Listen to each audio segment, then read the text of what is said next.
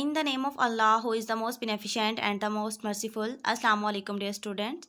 आज हम लोग स्टडी करेंगे पिट्यूटरी ग्लैंड के बारे में। उससे पहले हम लोग ये देखेंगे कि एंडोक्राइन सिस्टम्स एक्चुअली है क्या, उसके अंदर कौन कौन से ग्लैंड्स प्रेजेंट हैं, वो क्या क्या फंक्शन परफॉर्म करते हैं। तो एक ग्लैंड को हम लोग डिटेल के साथ देखेंगे, वो है पिट्यूटरी ग्लैंड।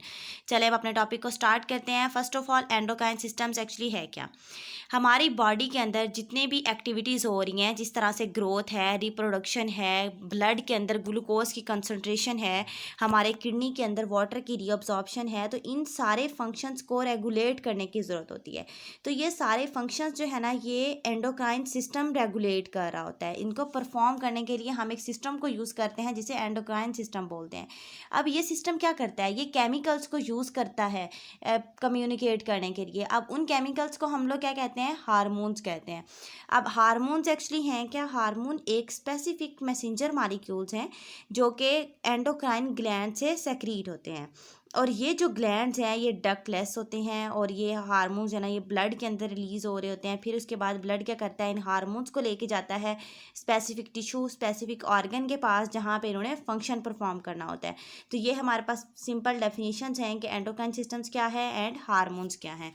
तो अब हम कंप्लीट डिटेल से देखेंगे पिट्यूटरी ग्लैंड के बारे में कि पिट्यूटरी ग्लैंड एक्चुअली है क्या। सबसे पहली बात तो ये कि इसकी शेप कैसी होती है। ये पी शेप्ड ग्लैंड है। कहाँ पे प्रेजेंट होता है, हाइपोथैलेमस ऑफ ब्रेन। ब्रेन के को हमने कंप्लीट डिटेल में देखा, ब्रेन के पार्ट्स देखे। फोर ब्रेन को हमने देखा, उसमें 3 पार्ट्स थे, थैलेमस, हाइपोथैलेमस, सेरिब्रम। तो अब उसके जो पार्ट है हाइपोथैलेमस, ये आप देख सकते हैं, ये हमारे पास ब्रेन का जो पार्ट है हाइपोथैलेमस, वहाँ पर क्या चीज़ प्रेजेंट है, ये पी शेप नज़र आ रहा है आपको, छोटा सा पिंक कलर में पी शेप ग्लैंड प्रेजेंट है जिसे पिट्यूटरी ग्लैंड्स कहा जाता है। अब पिट्यूटरी ग्लैंड्स के अंदर जो है ना, वो और भी काफ़ी ज़्यादा हार्मोन्स आते हैं, ठीक है। तो अब उनमें से कुछ हार्मोन्स को हम अपने इस टॉपिक में डिस्कस भी करेंगे। अभी हम लोब्स की बात करते हैं कि पिट्यूटरी ग्लैंड्स के कौन कौन से लोब्स हैं। 2 लोब्स हैं पिट्यूटरी ग्लैंड्स के। फर्स्ट लोब है anterior lobe and second lobe है पोस्टीरियर लोब। एंटीरियर लोब जो उसकी इंटरनल साइड पे प्रेजेंट होता है, पोस्टीरियर लोब जो उसके बाहर वाली साइड पे प्रेजेंट होता है। लोब एक थैली नुमा आप नाम ले लें, ये जिस तरह से ये देखें हमारे पास यहाँ पे थैलेमस प्रेजेंट है, ये हमारे पास है पिट्यूटरी ग्लैंड यहाँ पे। अब इसी को अगर जूम करके देखें तो ये पिक बनती है। अब यहाँ पे क्या है, हाइपोथैलेमस है, उसके नीचे ये पिट्यूटरी ग्लैंड प्रेजेंट है। किस शेप में है, पी शेप में। आप इसकी शेप भी देख सकते हैं, पी शेप है। अब देखें इसके 2 लोब्स हैं, एक ये लोब एक ये लोब। ये एंटीरियर लोब है पिट्यूटरी का, और ये क्या है, पोस्टीरियर लोब्स है, ठीक है। अब एंटीरियर लोब जो है ना, ये इसके अंदर काफ़ी ज़्यादा हार्मोन्स प्रेजेंट है। अब इनमें से कुछ हार्मोन्स को हम स्टडी करेंगे, आपके सिलेबस में इंक्लूडेड है। फर्स्ट है स्मैटोट्रोफिन हार्मोन। स्मैटोट्रोफिन हार्मोन, इसे हम ग्रोथ हार्मोन्स कहते हैं। ये क्या करता है, हमारी बॉडी की ग्रोथ को प्रमोट कर रहा होता है। अगर तो इस हार्मोन की प्रोडक्शन कम हो जाए ग्रोइंग एज के दौरान, मतलब हमारी ग्रोथ की एज है लेकिन इस हार्मोन की प्रोडक्शन हमारी बॉडी के अंदर बहुत कम हो गई है, तो क्या होगा कि ग्रोथ का जो रेट है वो बहुत ज़्यादा डिक्रीज़ हो जाएगा। तो इस कंडीशन को हम लोग क्या कहते हैं, डॉर्फिज्म कहते हैं, ठीक है। मतलब इतनी ग्रोथ नहीं होती, तो वो उनकी जो है ना, वो बॉडी की इतनी ग्रोथ नहीं हुई होती, ग्रोथ डिक्रीज़ हो जाती है क्योंकि उनकी बॉडी के अंदर स्मैटोट्रोफिन हार्मोन की कंसनट्रेशन कम होती है। तो उस कंडीशन को हम लोग क्या कह देंगे, डॉर्फिज्म कह देंगे। सेकंड हमारे पास है गाइगेंटिज्म। तो ये भी एक डिजीज़ है। ये कब होती है, अगर इस हार्मोन की कंसंट्रेशन हमारी ग्रोइंग एज के अंदर बहुत ज़्यादा हो जाए, तो उसे क्या कहते हैं, उस कंडीशन को हम लोग कहेंगे गाइगेंटिज्म। उसके अंदर क्या होता है, very tall and overweight, weight भी बहुत ज़्यादा और हाइट भी बहुत ज़्यादा। तो इसीलिए इसकी कंसंट्रेशन का बैलेंस होना बहुत ज़रूरी है। अगर कम होगी या ज़्यादा होगी तो डिजीज़ काज हो सकती हैं।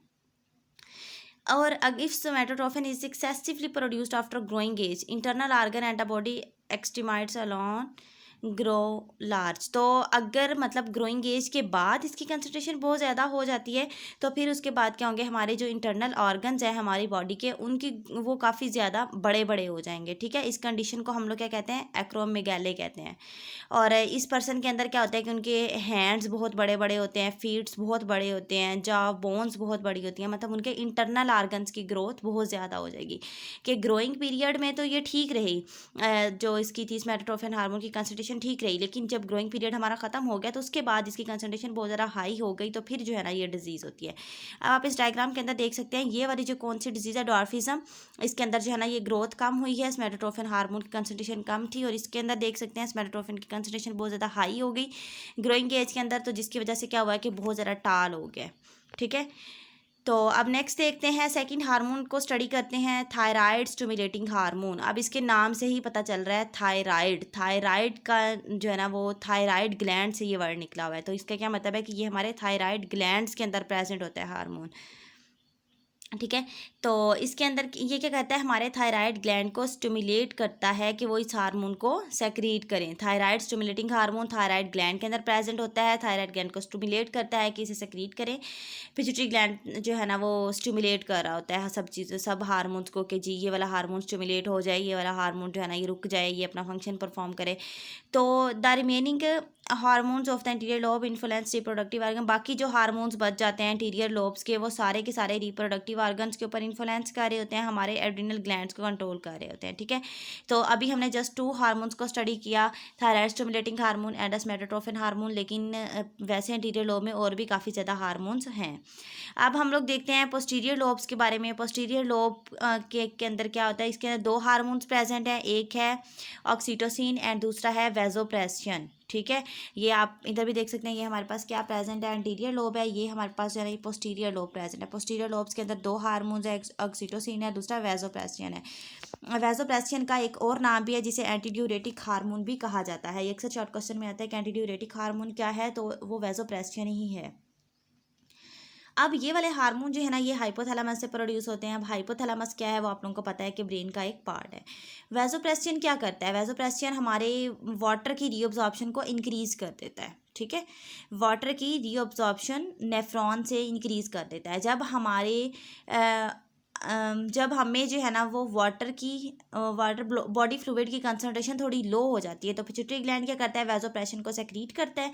तो वो वैसोप्रेसिन क्या करता है कि वाटर को जो है ना वो अब्जॉर्ब कर लेता है फ्रॉम नेफ्रॉन, ठीक है, नेफ्रॉन से अब्जॉर्ब कर लेता है। इस तरह से क्या होता है कि हमारी बॉडी का जो वाटर है ना वो अब्जॉर्ब हो जाता है और हमारा यूरिन जो है ना वो कम प्रोड्यूस होता है, ठीक है। तो उससे क्या होता है कि हमारी बॉडी एक बैलेंस में रहती है। लेकिन अगर ये बॉडी फ्लूइड हमारी बॉडी के अंदर नॉर्मल कंसनट्रेशन से ज़्यादा हो जाए, तो फिर क्या होगा कि इस हार्मोन की जो सेक्रीशन है वो कम हो जाएगी, सही है। तो अगर पिट्यूटरी ग्लैंड जो है ना वो इस हार्मोन को भी सेक्रीट ना करे, ठीक है, और हमारी बॉडी के अंदर और वाटर को भी रीअब्जॉर्ब करने की ज़रूरत है, लेकिन पिट्यूटरी ग्लैंड इसका हार्मोन को सेक्रीट भी नहीं कर रहा, तो क्या होगा, वाटर की रीअब्जॉर्प्शन नहीं होगी, तो हमारा जो यूरिन प्रोड्यूस है तो वो बहुत ज़्यादा हो जाएगा, और उसकी वजह से हमारी बॉडी का बहुत ज़्यादा वाटर जो है ना वो लूज़ हो जाएगा। तो इस कंडीशन को हम लोग क्या कहते हैं, डायबिटीज़ इंस्पाइडस कहते हैं। अक्सर क्वेश्चन में आता है कि डायबिटीज़ इंस्पाइडस है क्या, कि अगर पिट्यूटरी ग्लैंड हार्मोन्स को सेक्रेट नहीं करता और जो है ना वाटर की रीअब्जॉर्प्शन कम होती है, यूरिन ज़्यादा प्रोड्यूस हो जाता है, हमारी बॉडी में वाटर कंसनट्रेशन कम हो जाती है, तो इस कंडीशन को हम लोग डायबिटीज़ इंस्पाइडस कहते हैं। इसके अलावा ऑक्सीटोसिन हार्मोन स्टिमुलेट होता है यूट्रस वॉल को कंट्रैक्ट करने के लिए मदर्स में फॉर चाइल्ड बर्थ, मतलब ड्यूरिंग चाइल्ड बर्थ जो है ना यूट्रस वॉल को कंट्रैक्ट करने के लिए भी ऑक्सीटोसिन हार्मोन स्टिमुलेट होता है। तो इसके more over this hormone is necessary for the ejection of the milk from breast after child birth. Milk की इजेक्शन के लिए भी ऑक्सीटोसिन हार्मोन यूज़ होता है। Thank you so much for watching my video. अगर इस टॉपिक से related कोई भी क्वेश्चन है तो आप लोग कमेंट बॉक्स में पूछ सकते हैं।